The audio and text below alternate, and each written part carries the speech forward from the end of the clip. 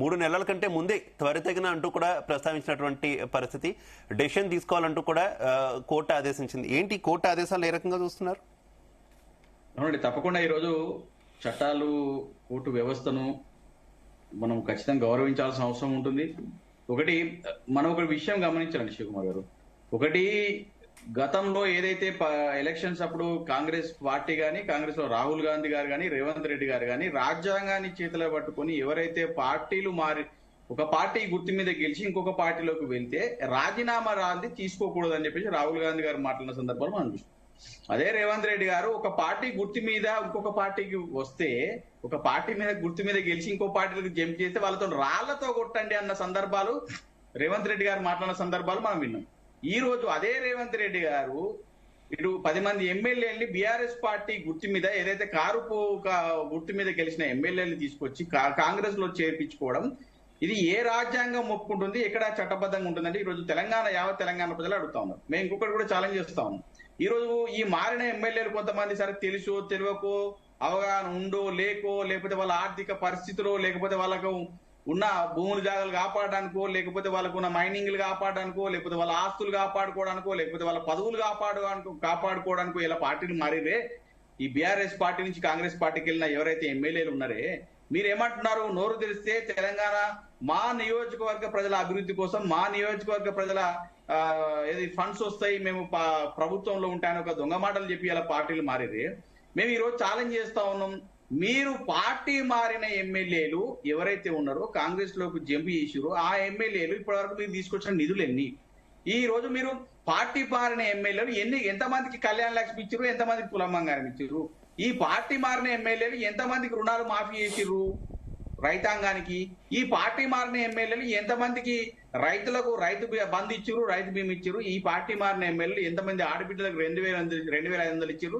ఈ దొంగ కాంగ్రెస్ ప్రభుత్వం, ఈ దొంగ కాంగ్రెస్ పార్టీ చెప్పిన అలవి కాని హామీలు ఏవైతే ఉన్నాయో మరి అవన్నీ ఈ రోజు మీరు పార్టీలు మారి ప్రభుత్వంలో ఉండి ఎంతమందికి మీరు ఇచ్చిరని ఈ రోజు అయితే సతీష్ గారు కాంగ్రెస్ లీడర్లు దీని మీద మాట్లాడుతూ అసలు దీనికి భేదం వేసిందే బీఆర్ఎస్. 2 సార్లు అధికారంలో ఉన్నప్పుడు 2 సార్లు కూడా ఎమ్మెల్యేలను ఇష్టారీతిన కొన్నారు అంటూ కూడా వారు ఆరోపిస్తున్నటువంటి పరిస్థితి. వారు చేసినటువంటి ఫార్ములానే మేము చేసాం. ఆఫ్ కోర్స్ మీద వర్కౌట్ కాలేదు. అంటే ఎల్పీలు వీరేను వాళ్ళు చేసిన ప్రయోగమే మేము చేసాం, కాకపోతే పూర్తిగా వర్కౌట్ కాలేదని చెప్తున్నారు. అంటే మీరు చేస్తే ఒక రకం, వీరు చేస్తే ఒక రకమా? తప్పండి. ఇప్పుడు మేము ఒక విషయం చెప్తున్నాం. బరాబర్ పార్టీ వేరే పార్టీలో ఉన్న నాయకుల్ని బీఆర్ఎస్ పార్టీ తీసుకుంది. ఎప్పుడు అది 1/3 ఉన్నప్పుడు వాళ్ళందరూ లీగల్ గా చెప్తున్నారు. అలా కాదు, లీగల్ గా చెప్తున్నారు సతీష్ గారు. మోరల్ గా చెప్పండి, అసలు ఒక పార్టీలో గెలిచిన వారు మరో పార్టీలో తీసుకోవడం ఎంతవరకు కరెక్ట్? మీకు పూర్తి మెజారిటీ లేకపోతే అనుకోవచ్చు, మీకు మెజారిటీ లేక ప్రభుత్వం ఏర్పాటు చేయడానికి ఇంకో పార్టీకి సంబంధించినటువంటి వాళ్ళని 1/3 తీసుకున్నారా, లేదంటే మద్దతు తీసుకున్నారా, ఇదంతా వేరు. కానీ మీకు పూర్తి మెజారిటీ ఉన్నప్పుడు కూడా ఫస్ట్ టైంలో కొంత బొటాబొట్టి మెజారిటీ ఉన్న, సెకండ్ టైంలో ఫుల్ మెజారిటీ వచ్చింది కదా. సెకండ్ టైంలో ఫుల్ మెజారిటీ వచ్చినా కూడా ఆ స్థాయిలో మీరు అసలు ఎల్పీలు విలీనం చేసుకున్నారంటే మోరల్ గా మాట్లాడండి. పోనీ లీగల్ గా టెక్నికల్ గా అంటే ఏదో నెట్టుకు వచ్చేస్తారు. మోరల్ గా కరెక్టే? అవును. ఇప్పుడు మీరు అన్న దాని ప్రకారమే మీరే సమాధానం చెప్పండి శివకుమార్ గారు.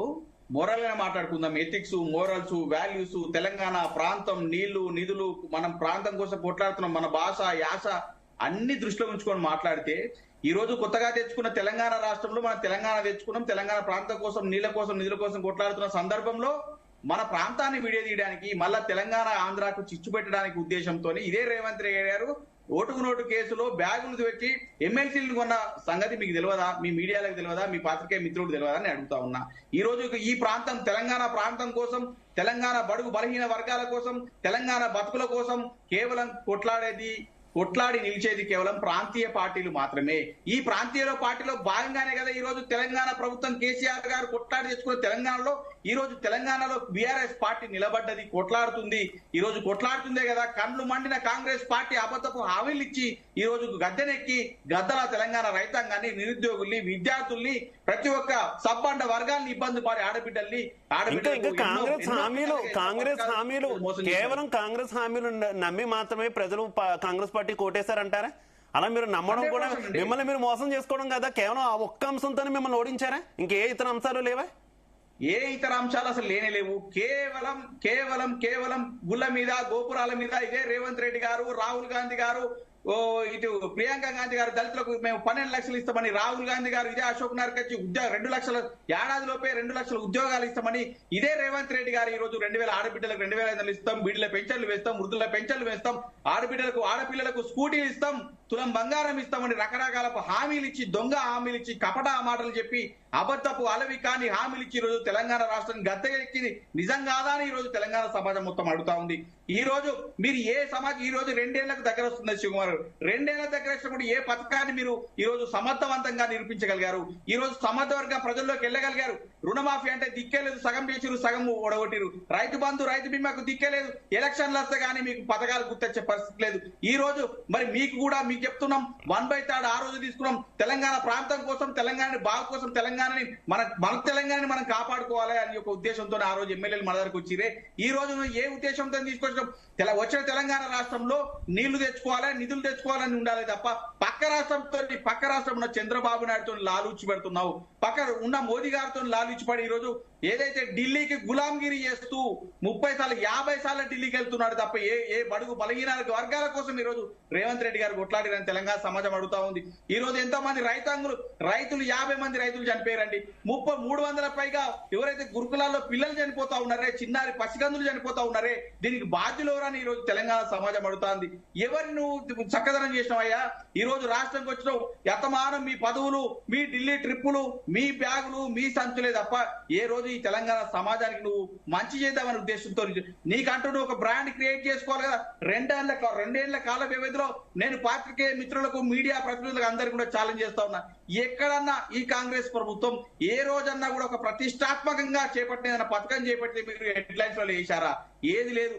కేవలం వాళ్ళు ఏంది, వాళ్ళ పదవుల కోసమే ఏదో చేద్దాం, మసిపూసి మారడికాయ వేద్దాం, కాళేశ్వరం పేరుతోనో, ఓటుకు నోటుకు కాళేశ్వరం పేరుతోనో, లేకపోతే ఇంకోటి ఫోన్ ట్యాపింగ్ అంటూనో, లేకపోతే ఫార్ములా ఈ రేస్ కేసుతోనో, లేకపోతే ఇంకొక కేసుతోనో కేసీఆర్ గారి మీద బురద జల్లాలి, వీళ్ళని ఇంకొక రకంగా మసిపూసి మారడికాయలు చేయాలి, ప్రజలని మభ్యపరచాలని ఒక ఉద్దేశం చేస్తున్న ప్రయత్నంలో భాగమే తప్ప ఏ రోజన్నా కూడా వీళ్ళకి ఏ సాక్ష్యాధారాలతో ముందుకు వచ్చిరా? గతంలో కూడా మనం చూసినాం, గత వానకాలం పంటలు కూడా కేటీఆర్ గారు కొట్లాడి 50,000 మంది రైతులతో వస్తా మోటార్ లాంచ్ చేస్తా అంటే కూడా సోయొచ్చిన కాంగ్రెస్ ప్రభుత్వం, సోయొచ్చిన కాంగ్రెస్ నాయకులు అప్పుడు నీళ్లు వదిలే పంపులు మరి ఎత్తిపోసిన సందర్భాలు ఉన్నాయి. ఈ రోజు వరకు కూడా ఏ రోజు కూడా కేటీఆర్ గారు కానీ, కేసీఆర్ గారు కానీ చెప్పండి ఈ రోజు కూడా ఏ ప్రభుత్వం ఏ పథకం కూడా ముందుకు వచ్చిన సందర్భం లేదు. మూసీ పేరుతో, హైడ్రా పేరుతో కొంపలని గుర్చిరు, హైదరాబాద్ ని ఆగం చేస్తున్నారు, బ్రాండ్ నాశనం చేసిర్రు. ఇక్కడ హైదరాబాద్ లో అసలు గజం భూమి కొందామన్న దిక్కులేని పరిస్థితి, ఎక్కడ ఇల్లు కొందామన్నా కూడా అరే ఉంటదా ఉండదా, అసలు నిజమా కాదా అని పైసలు డబ్బులు రొటేషన్ లేదు, ఇన్కమ్ సోర్స్ లేదు, పెట్టుబడులు లేవు, పరిశ్రమలు లేవు, పంటలు వంట లేవు, ఎరువులు సకాలంలో ఇచ్చే సందర్భాలు లేవు. ఎక్కడ చూసినా దౌర్భాగ్యమైన పాలనలో ఈ కాంగ్రెస్ ప్రభుత్వం నడిపిస్తుంది తప్ప ఏ రోజన్నా బడుగు బలహీన వర్గాల కోసమో, పేద ప్రజల కోసమో, ఇటు ఐటీ రంగంలో కానీ చూద్దాం సతీష్ గారు మీరు ఎంతో చెప్పినా అంతిమంగా ప్రజా తీర్పు ప్రజలు ఇస్తారు. మీకు అధికారం ఇచ్చినా, వాళ్ళకి అధికారం ఇచ్చినా, ఇంకొకరికి అధికారం ఇచ్చినా ప్రజలు నమ్మాలి, ప్రజలు వాస్తవాలు తెలుసుకోవాలి. ప్రజలు చూద్దాం ప్రజలు ఏ రకమైన తీర్పిస్తారు. మీరు అంటున్నారుగా మీ పార్టీ నేతలు ఆల్రెడీ అనౌన్స్ చేశారు, ఉప ఎన్నికలకు సిద్ధం అని ఇప్పటికే కేటీఆర్ గారే అనౌన్స్ చేశారు. ఒక్కటి వినండి శివకుమార్ గారు, ఒక్కటే సెకండ్ వినండి. యావత్ తెలంగాణ సమాజం ఈ రోజు దేశవ్యాప్తంగా సమాజం మొత్తం దేశమంతా తెలంగాణ వైపు చూస్తుంది, దేశమంతా చూస్తా ఉంది తెలంగాణ. ఒకప్పుడు తెలంగాణ కేసీఆర్ గారు తెలంగాణ ఎట్లుండే, ఇప్పుడు ఎట్లుండే తెలంగాణ అని. అయ్యో కేసీఆర్ గారిని కోల్పోయిన మళ్ళీ తెలంగాణ కేసీఆర్ గారిని గెలిపించుకునే బాధ్యత ఉందని ప్రతి ఒక్కరు కొట్లాడుతూ ఉన్నారు. మళ్ళా కేసీఆర్ గారు వస్తే తప్ప ఈ తెలంగాణ రాష్ట్రం బాగుపడదు. కాంగ్రెస్ సతీష్ గారు మనకి భారతీయ జనతా పార్టీ నుంచి